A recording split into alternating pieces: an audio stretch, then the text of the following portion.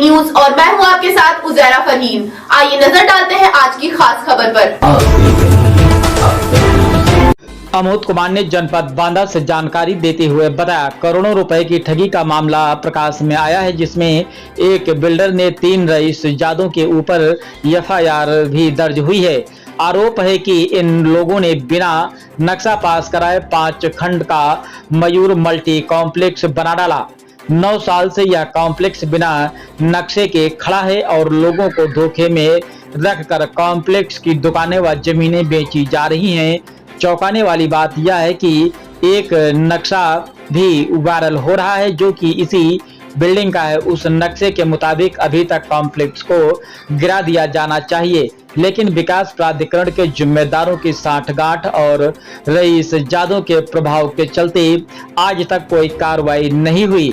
सचिव विकास प्राधिकरण बांदा ने बताया है कि उपरोक्त बिल्डर द्वारा 3 बार नक्शा अपडेट के लिए डाला गया, 2013 व 2016, उसके बाद 2025 में। इसी बात का मुकदमा विकास प्राधिकरण में चल रहा है। 9 साल बीत गए, अभी तक डिसीजन नहीं हो पाया। मामला शहर कोतवाली क्षेत्र की छावनी मोहल्ले का है, जहां आरिफ नाम के व्यक्ति ने मयूर कॉम्प्लेक्स परिसर में एक प्लॉट खरीदा था।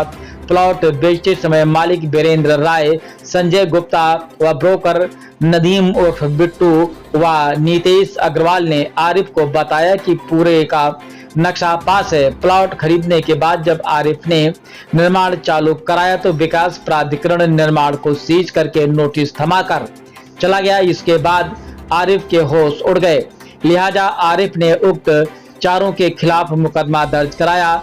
जनपद में यह मामला सुर्खियों में है। साथ ही विकास प्राधिकरण पर बड़े सवाल खड़े हो रहे हैं कि बिना नक्शा पास कराए इतना बड़ा कॉम्प्लेक्स कैसे खड़ा कर दिया गया। आखिर कब होगी कार्रवाई? क्या मामला है ये? पूरा मामला ये है कि भाई साहब कि हमने मयूर मल्टीप्लेक्स में हमने एक प्लाट लिया और प्लाट के बाद हमने जो है क्या नाम है इसमें निर्माण कराया। निर्माण कराने के बाद इसमें नोटिस आ गई। नोटिस आने के बाद भी जो है क्या नाम है इसको सीज भी कर दिया। फिर जो है हमने विकास प्राधिकरण का पता लगाया कि आपने ये सीज क्यों कर दिया, तो उन्होंने बताया कि ये जो है अवैध है और ये पार्किंग में लगा हुआ है, इसमें निर्माण नहीं हो पाएगा। फिर क्या नाम है जिनसे मैंने खरीदा था, झांसी के राय साहब हैं, मैंने उनसे कहा तो उन्होंने कहा अवैध है, अवैध ही बनवाना पड़ेगा।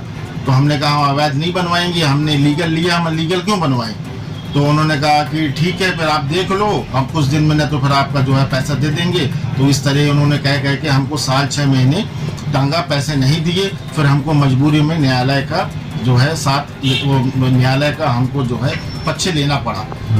तो क्या एफआईआर दर्ज हो गई है? एफआईआर दर्ज हो गई है। अच्छा, और ये उसी लाइन में, आपकी ही लाइन में अन्य भी लाइन से कई मकान बने हुए हैं, तो ये भी सब पीड़ित हैं, इनको जानकारी नहीं थी पहले और ये भी पीड़ित हैं। अब बेचारों ने जैसा भी है मामला हो गया, मगर ये भी पीड़ित हैं और इनका भी अनलीगल बना हुआ है। तो किन लोगों के संपर्क में आप आए थे? तो किन लोगों से? नीतेश अग्रवाल हैं ये, और क्या नाम है नदीम उर्फ बिट्टू। हाँ। इनसे मार्फत से हमको जानकारी मिली थी कि ये जो है यहाँ पर ये मामला बिक रहा है, अगर आप इच्छुक हैं तो देख लीजिए। तो हमको तो जानकारी ये बताई गई कि सब लीगल है, तो हमने लीगल के हिसाब से हमने कहा चलिए ठीक है लीगल है। हमने उनसे कहा, मैं लगे नहीं सब लीगल है। कोई कितना पैसा आपका फंस गया लगभग? हमारा उसमें करीब जो है 24-24.5 लाख रुपए जो है फंस गया।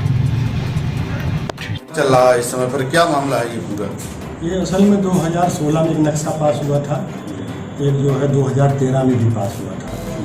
तो उसमें उसके विपरीत जो भी निर्माण है उसके संबंध में हमारे कोर्ट में एक केस चल रहा है। 17 तारीख लगा है, उसमें अंतिम नोटिस उनको दी गई है। तो जो भी विसंगति होगी उसके संबंध में आदेश। अच्छा, एक चीज़ और बता देना यार, उन्होंने एक नया नक्शा फिर पेश किया है। पहला नक्शा 2013 में दिया था तो वो पास हुआ था, फिर 2016 में दिया था वो पास हुआ है। उन्होंने रिवाइज नक्शा जो नई नियमावली बनी है अभी 2-3 महीने पहले बनी है, उसके अनुसार उन्होंने फिर दिया है। तो वो भी विचार हो रहा है और जो केस चल रहा है उस पर भी विचार हो रहा है। अच्छा सर, ये 2016 में जो नक्शा पास हुआ था उसमें कॉम्प्लेक्स के चारों ओर जो बिल्डिंग थी ओपन पार्किंग एरिया था, तो उसको तोड़ने की शर्त पे उसमें लाल पेन भी चला हुआ है।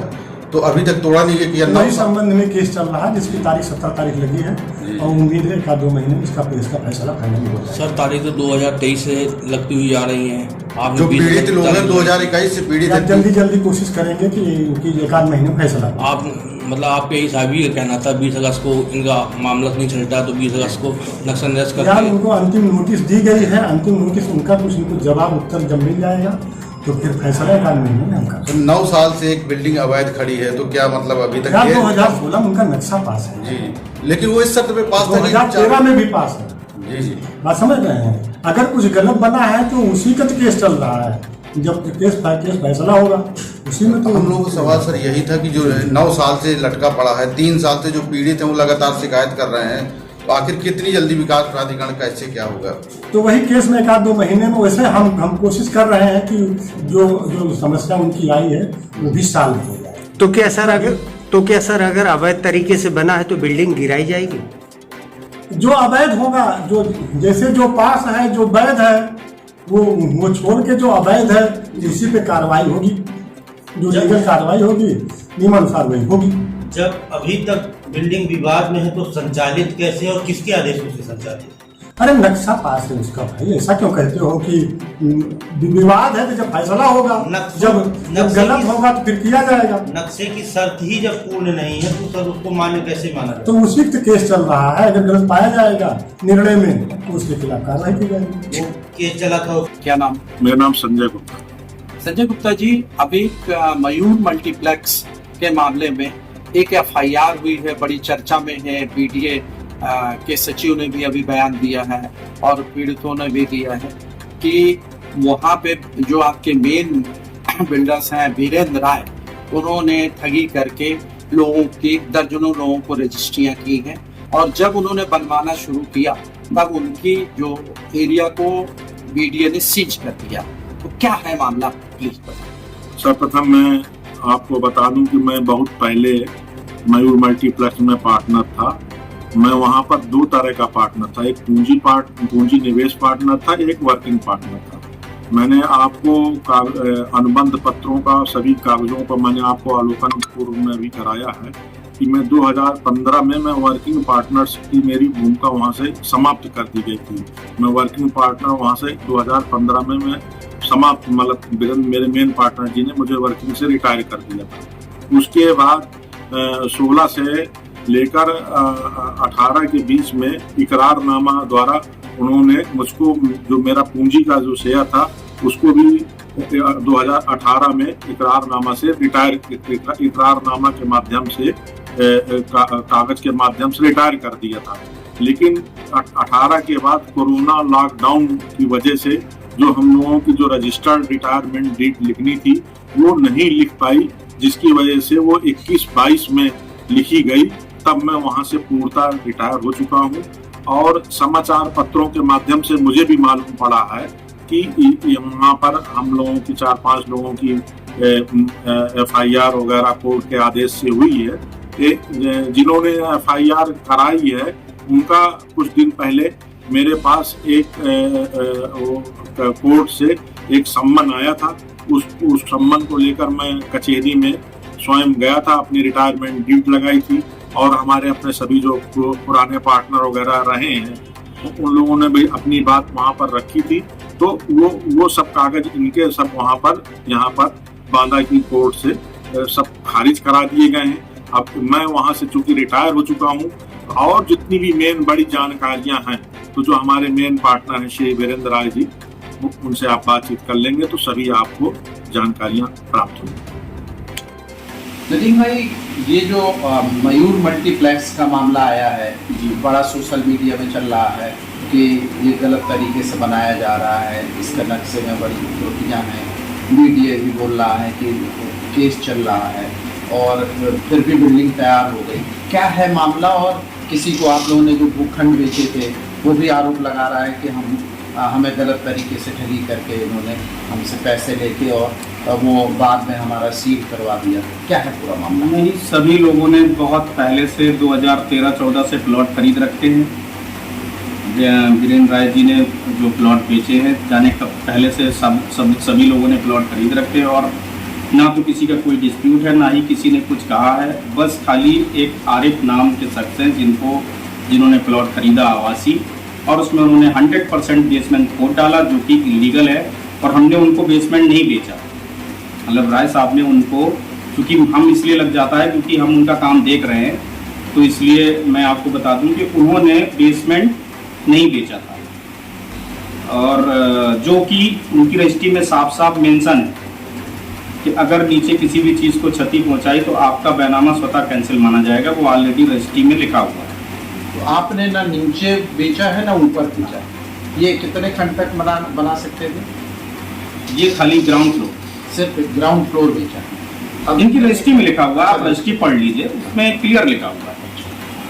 इन्होंने फिर FIR क्यों कराई आपकी? FIR इसलिए कराई कि ये बेसमेंट खोद रहे थे। इन्होंने ना तो नक्शा सबमिट किया प्राधिकरण में चाहे आपका भूखंड जिस भी एरिया का हो, पर आपको वहाँ पर एक नक्शा सबमिट करना पड़ता है कि हम ये चीज़ बना रहे हैं।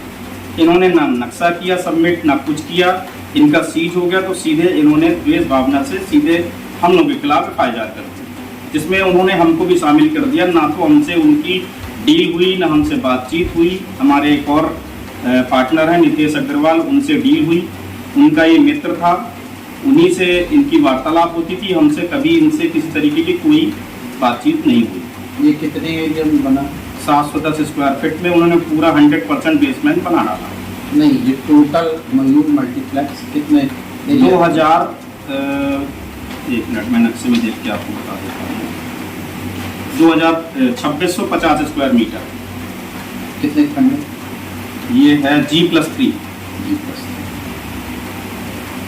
लेकिन जिस हिसाब से BDM भी बोल रहा है, उस हिसाब से क्या माना जाए कि ये डिस्प्यूटेड मामला चल रहा है? एक बार ये आपका B मार्ट जो बना हुआ था, इसको सील किया था आपके BDA ने, क्यों सील किया था? एक्चुअली में उसमें वर्टिकल लंबाई में कॉमर्शियल एरिया छूटा हुआ था, और उसको B मार्ट को वो फ्रंट पे उसको दे दिया गया था रेंट पे। तो चूंकि वो BDA ने इस वजह से सीज किया, उसको फिर हम लोगों ने कंपाउंड करा के उसका कंपाउंडिंग भी जमा किया गया, और फिर वो लीगली तौर पे प्राधिकरण ने ही अनुमति थी, फिर खुला।